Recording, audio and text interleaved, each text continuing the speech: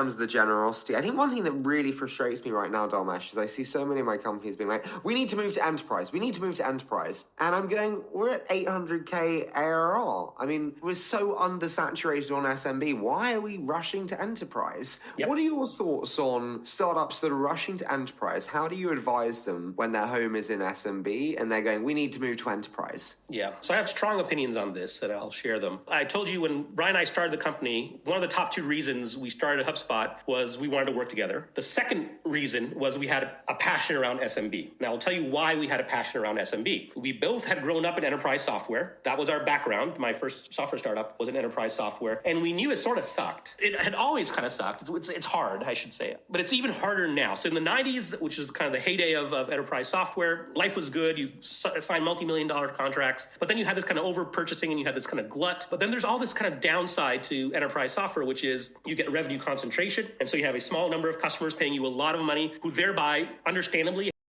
a degree of influence over the product roadmap and your vision, right? So you can have whatever vision you want, but if your number one customer says, I need you to build these three things over the course of the next year, it's hard to resist building those three things, especially if you're a startup, right? Kind of thing number one. Sales cycles are longer. So I believe that the smaller your feedback loop, the tighter that loop is, the more likely you are to succeed. I'm a big believer in the quality of the outcome is based on the number of iterations. That's the one predictor of it. So if I can go through something 1,000 times and someone else went through it 100 times, I'm going to do something fundamentally better. I just believe that as long as you have a data piping back into the system. On the enterprise side, because the sales cycles are so long, the amount of data coming in, which is the amount of evidence, the amount of insight coming in, is just 1/10 of what you would see in a non-enterprise company, right? When the sales cycle's just 1 month and you're signing 10 companies a month versus signing one every 6 months, you're just going to learn more. You're going to learn faster, more iterations. So that's one reason we didn't like enterprise. Let's go to the other end. Let's look at consumer products. On the consumer side, the challenge there is most of the outcomes are bimodal. If you succeed in consumer, you might have the next Facebook, the next Google, the next whatever, because the consumer companies tend to,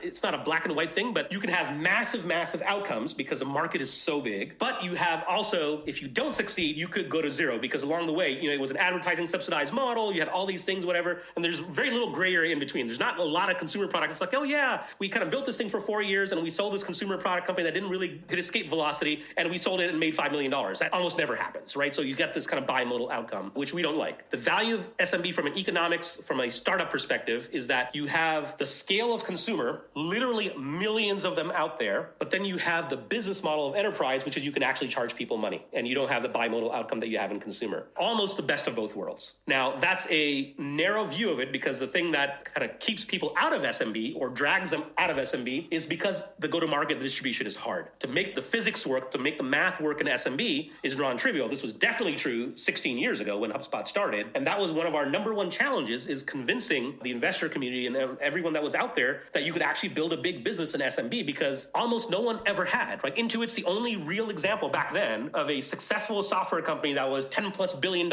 in market cap. You didn't really see a whole lot of that, right? There's this thing in, I'll say software, but even tech more broadly, which I call reverse gravity, that left to your own devices, your company will be pulled up into the enterprise, always. And the only way not to be pulled up into the enterprise is you have to spend energy to resist that pull. And here's why. So let's say wherever on the spectrum you are, and definitions vary in terms of what's considered SMB versus enterprise, doesn't really matter. But let's say you're at SMB now, and then someone talks you into, it's like, okay, we're going to nudge up the price point in the market. We're going to go, instead of going from 10 to 50 person companies, we're going to go from 50 to 500, whatever it is. As you move up, every single metric you track will improve. Everything. Not like, oh, this thing got better. That, like, just about everything you track will look better. Retention's better, getting better ARPU, average, revenue per customer. All those things will look better. The one thing over the long term that almost is never better is the competitive dynamic, because everyone got pulled up. So now you're sitting here in the enterprise thing and you're duking it out with every other company that over the course of the last N years has also been pulled up. And now I'm up against the incumbent that's really, really better at this than I am. It's like, okay, well, what is it that you have that's so special that's going to allow you to kind of scale up in the enterprise? So now back to your question, what would I tell those founders that are saying, oh, I'm going to do this kind of inefficiently? It's okay to do things that don't scale. That I'm okay with. If you're doing it for learning and you have a path, it's like, okay, well, this is the path all along, but you have to sort of have a plan that says, okay, well, because right now you're kind of judging your market based on the playground you're playing in,